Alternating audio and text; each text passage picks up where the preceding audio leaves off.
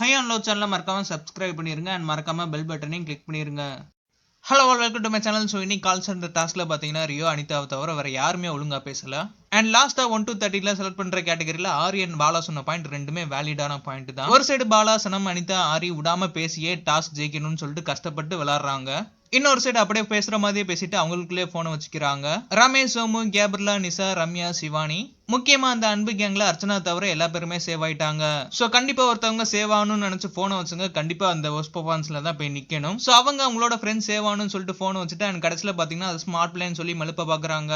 அர்ச்சனா நினைச்சிருந்தா அர்ஜித்தோட போனை கட் பண்ணிருக்கவே மாட்டாங்க, கடைசி வரைக்கும் போயிருப்பாங்க. அந்த வகையில பார்த்தா கண்டிப்பா ரியோவும் காலும் நல்லா பேசினாரு அண்ட் கால் ஏஜென்டாவும் நல்லா பேசினாரு. அண்ட் அனிதா பாத்தீங்கன்னா காலராவும் நல்லா பண்ணியிருந்தாங்க அண்ட் கஸ்டமர் கேராவும் நல்லா பண்ணியிருந்தாங்க. அண்ட் நெக்ஸ்ட் பாத்தீங்கன்னா சனமும் அந்த லிஸ்ட்ல வராங்க, காலராவும் கால் ஏஜென்டாவும் நல்லா பண்ண லிஸ்ட்ல. அண்ட் இவங்களுக்கு அடுத்தபடி பாத்தீங்கன்னா ஆரி அண்ட் பாலா ரெண்டு பேரும் டைல நிக்கிறாங்க.